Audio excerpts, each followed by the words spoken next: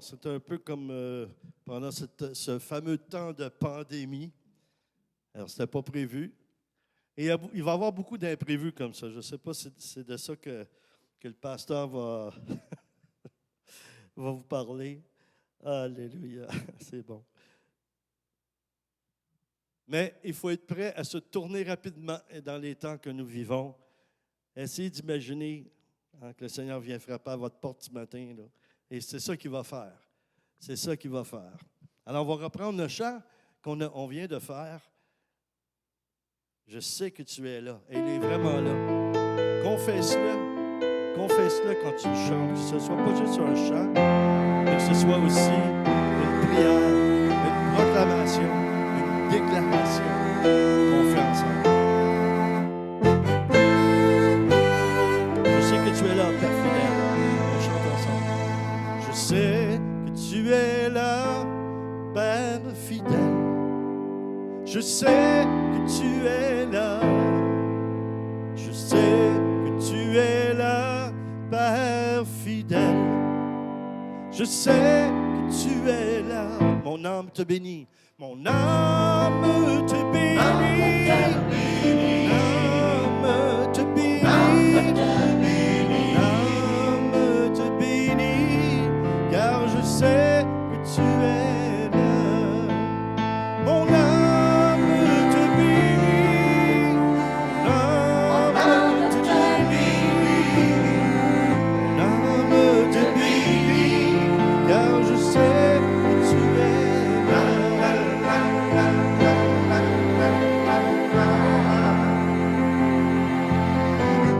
J'entends, je sais que tu es là. Confession, tu es là, l'amour de Dieu. Je sais que tu es là, agneau de Dieu. Je sais que tu es là. Je sais que tu es là, agneau de Dieu. Je sais que tu es là. Mon âme te bénit. Mon âme te bénit. Mon âme te bénit. Car je sais que tu es là. Chante-lui. Mon âme te bénit. Mon âme te bénit. Mon âme te bénit. Car je sais que tu es là.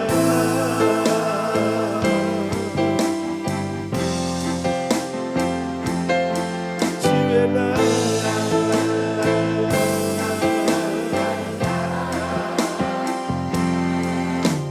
Mon âme se réjouit. Mon âme se réjouit. Mon âme se réjouit. Car je sais que tu es là. Mon âme se réjouit. Mon âme se réjouit. Mon âme se réjouit. Car je sais que tu es là.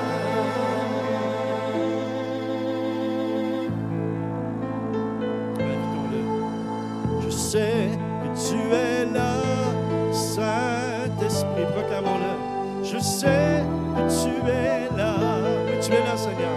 Je sais que tu es là, Saint-Esprit. Je sais que tu es là. Mon âme te glorifie. Mon âme te glorifie. Mon âme te glorifie. Car je sais que tu es là. Oui, mon âme te glorifie. Mon âme te glorifie. Mon âme te glorifie. Car je sais que tu es là.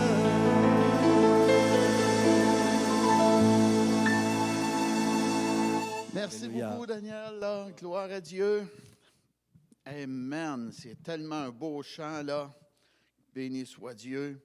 Et c'est ça, là, je vais vous, avec l'aide de Dieu et sa parole, je vais vous apporter quelques ingrédients sur comment passer une belle année. Amen. Béni soit Dieu. Et c'est tellement important que nous soyons des gens préparés, gloire à Dieu, pour que nous puissions passer une belle année. Amen. Des ingrédients qui sont énormément importants. Amen. Très belles. Pourquoi? Parce que nous avons un endroit pour demeurer. Nous avons de la nourriture à manger. Amen. Et si nous sommes malades, nous pouvons aller et avoir des soins à l'hôpital. Amen. Et plusieurs d'entre nous avons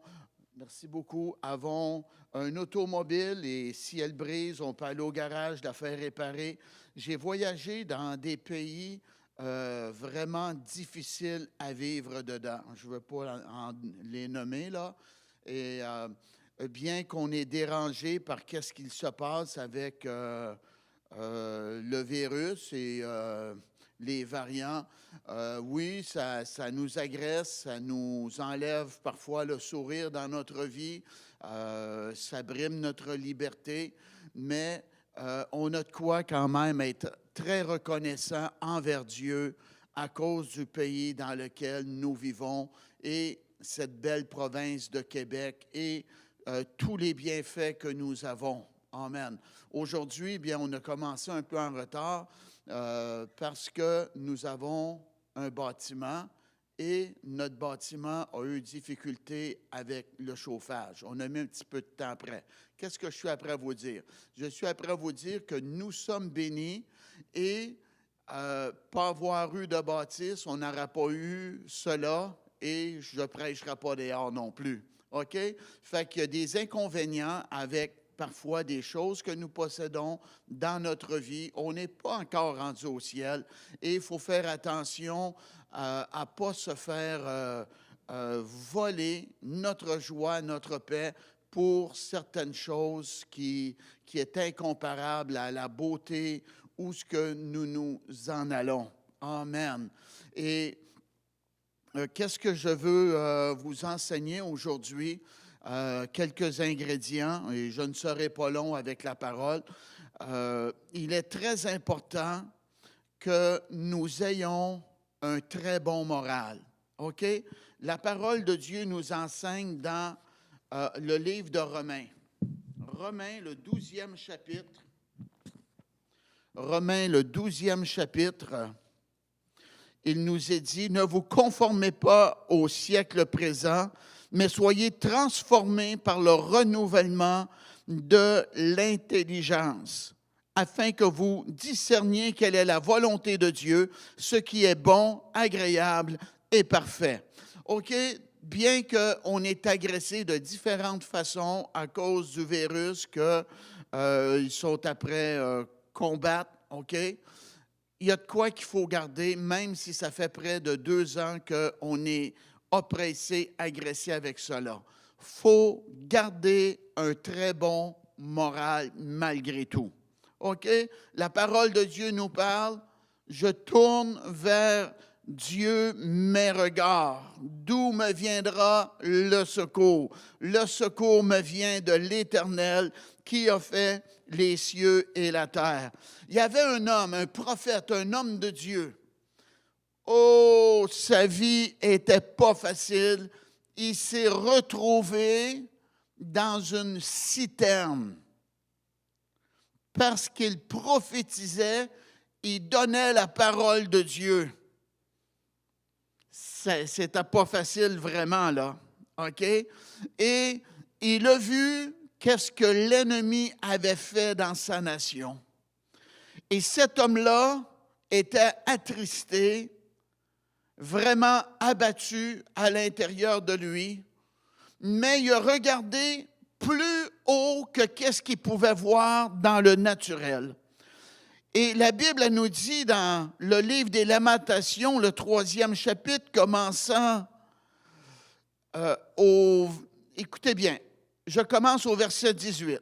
Ça nous dit, « Et j'ai dit, ma force est perdue, je n'ai plus d'espérance en l'Éternel. » Il était beau, hein? Et voici la décision qu'il a prise. Au verset 21, il a changé d'idée.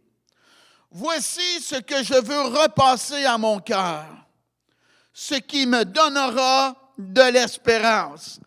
C'est ce que nous devons faire dans notre vie personnelle. OK? Ce qui va nous donner de l'espérance, c'est que les bontés de l'Éternel ne sont pas épuisées. Alléluia! Amen! Ils ne sont pas épuisés. Ses compassions ne sont pas à leur terme. Donc, nous, on ne se confie pas dans nos gouvernements, on ne se confie pas dans nos premiers ministres, on ne se confie pas dans nos forces personnelles, on doit se confier en Dieu. Alléluia! Les bontés de l'Éternel ne sont pas épuisées, ses compassions ne sont pas à leur terme. Dieu est encore sur le trône. Amen. Et la Bible nous dit, elle se renouvelle chaque matin. Oh, que ta fidélité est grande. Amen. Ce matin, encore une fois, je me suis levé avec un bon moral. J'ai été malade, j'ai eu la COVID. Linda, mon épouse, a eu la COVID dernièrement. OK? Mais c'est passé. Le Seigneur nous a relevés. Alléluia. Le guerrier est encore à l'intérieur du pasteur Poulain. Merci Dieu. Alléluia. Peut-être que ça ne vous dérange pas, ben moi je suis béni de ça. Elle se renouvelle chaque matin, que ta fidélité est grande. L'Éternel est mon partage, dit mon âme. C'est pourquoi je veux espérer en lui. Je ne suis pas tout seul. Vous n'êtes pas tout seul. L'Éternel est notre partage. Jésus a dit, voici, je suis avec vous jusqu'à la fin du temps ou la fin du monde. Amen. Le Seigneur est avec nous. La joie du Seigneur est notre force lorsqu'on se confie en lui et qu'on fait attention à qu'est-ce qu'on pense dans notre esprit. Amen. On va avoir la joie malgré toutes choses. L'Éternel est mon partage. C'est pourquoi je veux espérer en lui.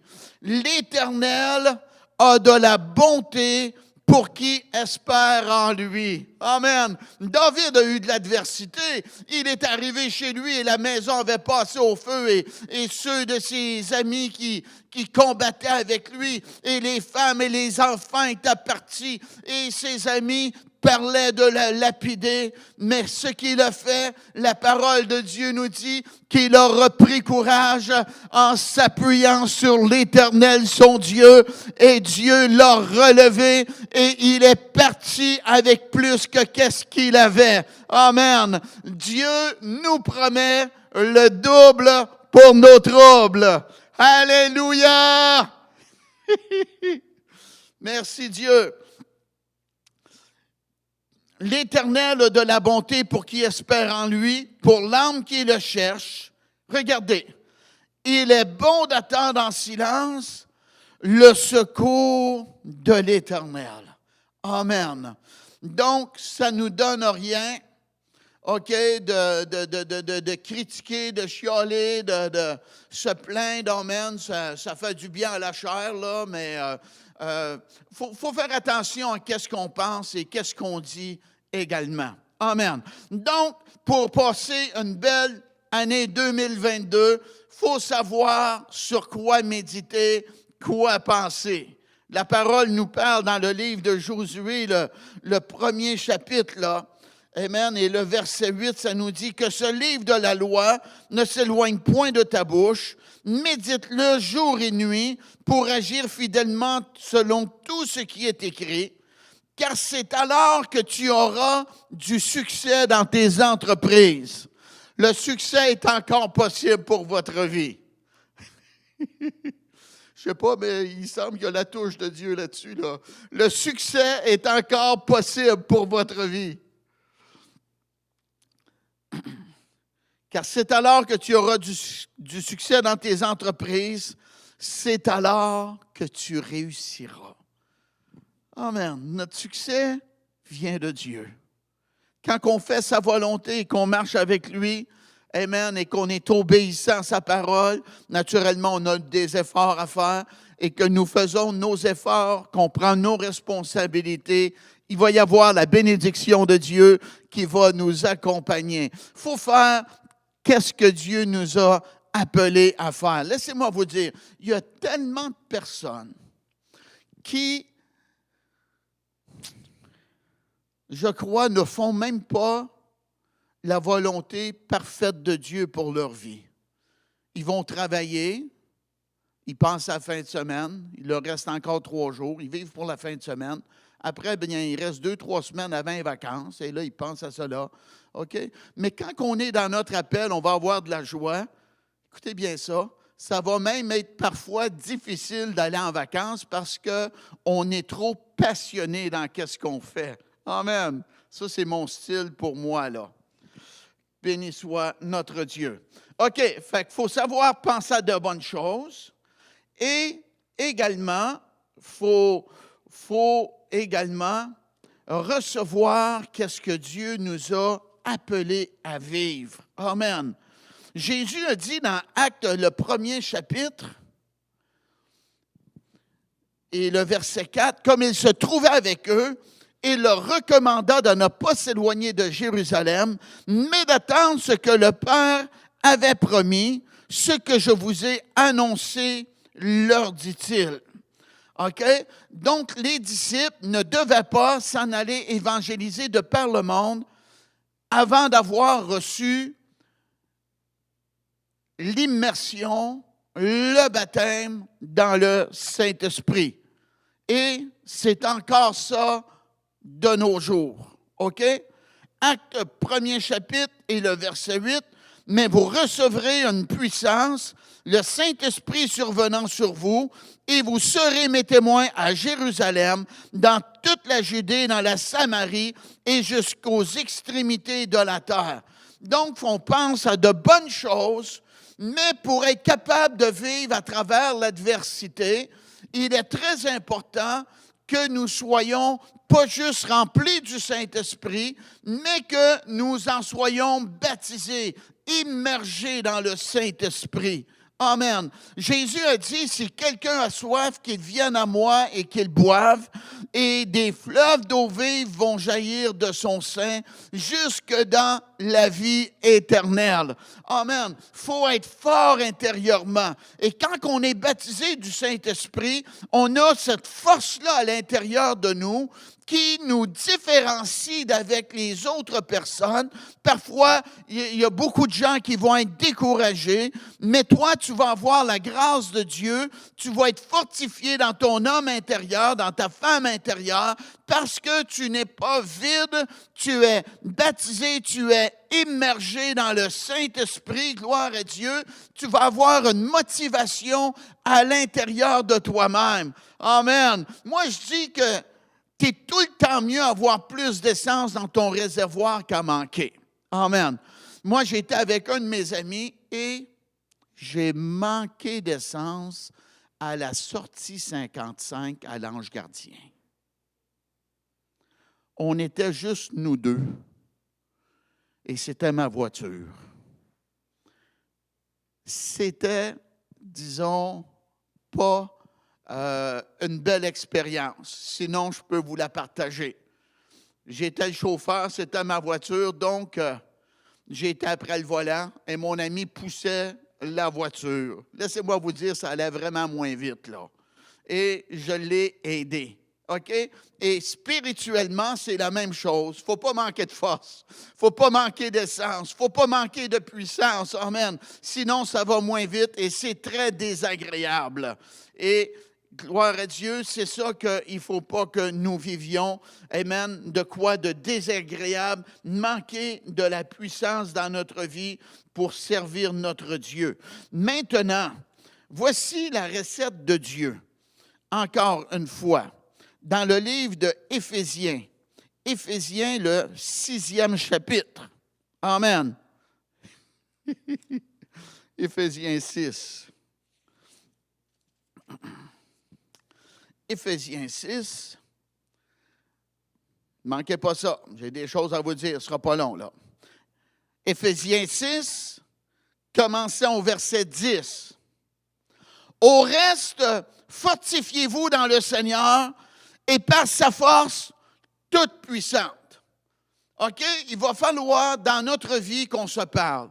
Il y a des moments où il va falloir qu'on se fortifie, qu'on s'encourage. Amen. Et vous pouvez écouter Pasteur Poulain ou d'autres de Salut et Délivrance ou d'autres, amen, qui vont vous encourager avec la parole de Dieu. Amen. Donc, on doit se fortifier, mais on ne se fortifie pas juste en se chatouillant, mais on a de quoi de très puissant. On a le Seigneur avec nous et ça nous dit, par sa force toute puissante, on connecte. Alléluia. On connecte avec l'onction du Saint-Esprit. On passe du temps dans la présence du Seigneur. Alléluia. Et quand on passe du temps dans la présence du Seigneur, on va venir qu'on va avoir la pensée du Seigneur. Oh, gloire à Dieu. On va avoir la présence de Dieu plus près de nous. Amen. Et nous allons avoir cette force toute puissante qui va se manifester parce qu'on a passé du temps avec Jésus. Pensez à Moïse lorsqu'il était sur la montagne. Amen. La gloire de Dieu était là et Moïse est descendu de la montagne.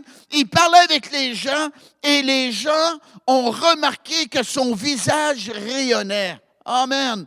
Et ça, c'est très important. Qu'est-ce qui se passe? C'est que quand on passe du temps avec Dieu, gloire à Dieu, sa présence va venir dans notre vie et on va être plus semblable à lui. Alléluia. Par sa force toute puissante.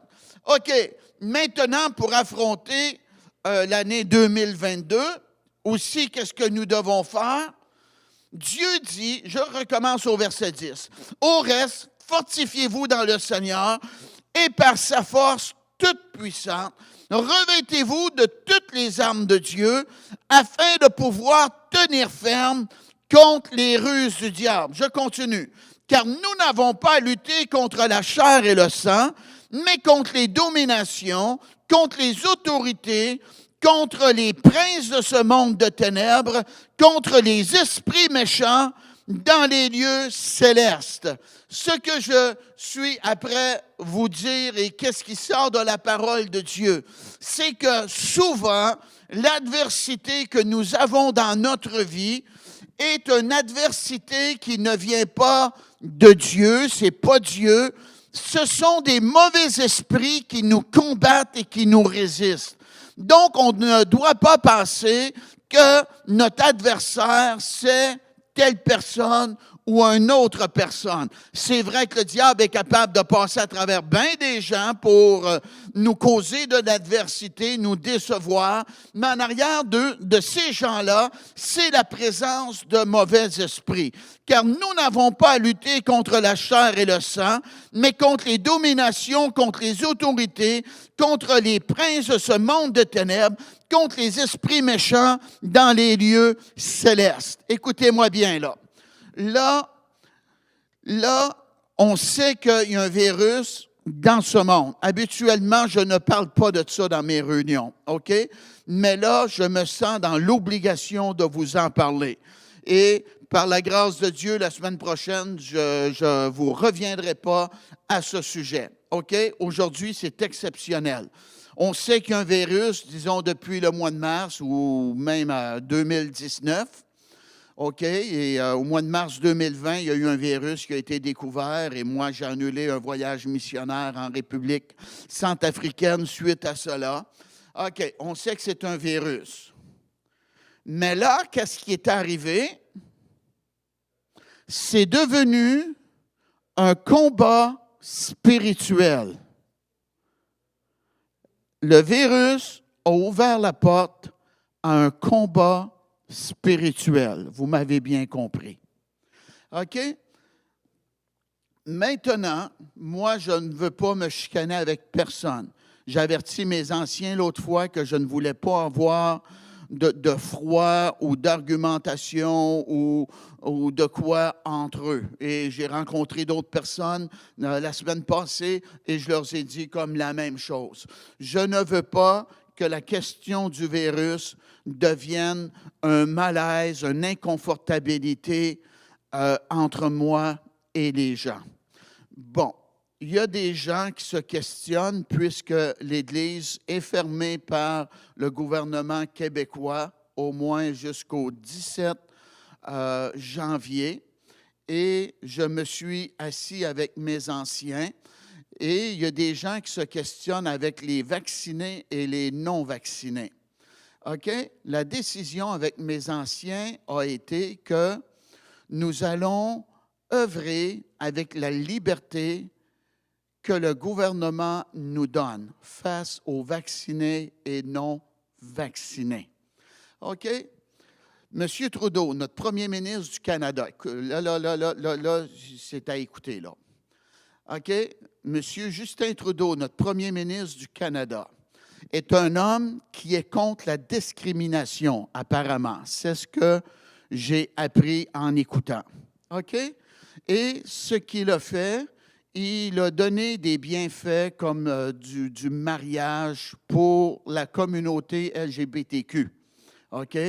Et là, présentement, le gouvernement libéral, manquez pas ça, le gouvernement libéral est après brimer notre liberté en tant que prédicateur de l'Évangile. Ce qu'il a fait avec la communauté LGBTQ, il est après fouillé dans la parole de Dieu pour brimer notre liberté de parler sur la sexualité et la conformité biblique de la parole de Dieu. OK? Nous sommes rendus là. Ce n'est pas de ma faute. Moi, je n'ai pas voté pour lui. OK? Il y a des gens qui n'ont pas été votés. Ça, c'est de vos affaires. Mais nous sommes rendus là, en 2022, où ce que le gouvernement est après rentrer plus dans la prédication de la parole de Dieu. OK? Fait que l'ennemi s'est infiltré à travers ce virus. OK? Et là, comme M. Trudeau n'a pas voulu faire de discrimination avec des gens, nous non plus, pour le moment, on ne fera pas de discrimination avec les vaccinés et les non-vaccinés. Si on veut venir à Jésus, Dieu ne nous demande pas si on est vacciné ou pas. OK? On vient à Jésus parce que nous sommes un pécheur repentant et nous voulons changer de vie et marcher avec Dieu. Continuez à m'écouter, j'ai quasiment terminé. OK? Et je ne suis pas ici pour déclarer une guerre avec vous. Je suis ici pour vous apporter la paix. Comment passer une belle année 2022? Le mot qu'il y avait dans la lettre. Parce que c'était écrit vacciné et à côté, entre parenthèses, si je ne me trompe pas, c'était écrit injecté. OK? Et pourquoi j'ai fait cela? J'ai fait cela par motif de conscience. Parce que je n'étais pas entièrement convaincu que qu'est-ce que les médias appellent vaccin est un vaccin. Voici. J'ai été dans quelques dictionnaires ce matin, OK? Et voici la définition de vaccin selon quelques dictionnaires. Un vaccin, selon le dictionnaire multidictionnaire de la langue française, un vaccin, c'est une culture d'un microbe qui, sous forme atténuée, virgule, est inoculé à une personne afin de la préserver de la maladie correspondante. Figuratif, c'est ce qui préserve d'un danger, d'un désagrément. Et là, bien, un exemple du vaccin, OK, ici, c'est la lecture est un excellent vaccin contre l'ennui. Bon, voici maintenant une autre définition d'un vaccin, selon le Petit Larousse. C'est une substance d'origine microbienne. Je prends mon temps, là, pour que vous compreniez. Substance d'origine microbienne, entre parenthèses, microbe vivant, atténué ou tué, virgule, substance soluble, l'entre parenthèses est terminé, qui, virgule, administrée à un individu ou à un animal, lui confère l'immunité à l'égard de l'infection déterminée par les microbes, même dont elle provient et parfois à l'égard d'autres infections. Deuxième définition, substance microbienne analogue, mais utilisée dans un dessein curatif et non plus préventif. OK? Et là, troisième définition, ce qui immunise contre un mal, un danger, un vaccin contre la passion. Donc, c'est à vous à juger si c'est un vaccin ou une injection de produits que les gens communiquent aux autres personnes. OK? Fait que moi, je ne m'argumenterai pas avec les gens concernant le vaccin, comme qui parlent. Ceux qui veulent l'avoir, c'est de leurs affaires. Ceux qui ne veulent pas l'avoir, écoutez-moi bien. Nous sommes dans une société démocratique. OK? On a le droit de penser, vous avez le droit de penser comme vous voulez. Vous avez le droit d'articuler et de parler avec liberté, sans méchanceté. OK? Vous avez le droit de vous exprimer. Faites attention, nous ne sommes pas dans un pays communiste où on ne peut pas penser et parler. Canada est un pays démocratique. Faites attention à vos droits. OK? Ce n'est pas les dirigeants qui ont le dernier mot. Écoutez-moi bien. C'est les constitutions canadiennes et québécoises qui ont en premier lieu l'autorité. Je ne suis pas prêt, je ne veux pas élever une guerre, mais je vous dis que nous, dans notre société, il faut faire très attention afin qu'on ne se fasse pas contrôler et fermer et perdre le contrôle. OK? Fait que vous pouvez aller prendre votre café si vous voulez, mais j'ai encore une bonne partie de la parole à vous donner. OK? Fait qu'on ne combat pas contre la chair et le sang. Donc, qu'est-ce qui s'est passé à travers du vaccin, ou pas du vaccin, du virus? Le diable s'est infiltré à travers cela. C'est un esprit de division entre des fois des amis contre la parenté dans les familles. OK? Dans l'Église, il ne faut pas qu'il y ait un esprit de division à cause de cela. Et le peuple de Dieu dit « Amen ». C'est pourquoi prenez toutes les armes de Dieu afin de pouvoir résister dans le mauvais jour et tenir ferme après avoir tout surmonté. Donc, Dieu nous donne des armes afin de pouvoir résister, tenir ferme et surmonter à travers l'adversité. Verset 14, ça nous dit, tenez donc ferme. Moi, je vous dis, tenez donc ferme. Garde ta foi en Jésus. Garde ta foi en Dieu. Amen. Reste fidèle à Dieu à travers l'adversité. Tu vas sortir gagnant. Alléluia. Ayez à vos reins la vérité pour ceinture. Revêtez la cuirasse de la justice. Ayez à vos reins la vérité pour ceinture. La vérité, amen, comme ceinture, c'est comme, ça c'est l'apôtre Paul qui était dans la prison et il a vu le soldat romain, comment est-ce qu'il était vêtu. Et le Saint-Esprit l'a inspiré. Et là, il nous parle que nous, comme des croyants, on doit être revêtus comme un soldat romain. La ceinture faisait que le soldat romain marchait droitement. Il n'était pas tout mou, là, tout encore. Non, il marchait droitement. Comme le soldat romain, nous sommes appelés à marcher droitement dans la droiture avec Dieu. Amen. Et je continue. Revêtez la cuirasse de la justice. La cuirasse de la justice protège notre poitrine, protège notre cœur, protège notre interne. OK? Et c'est spirituellement, on n'a pas notre confiance en nous-mêmes, mais on a mis notre confiance en Jésus. Et maintenant, ce n'est pas un esprit de timidité que Dieu nous a donné, mais un esprit de force, d'amour et de sagesse. OK?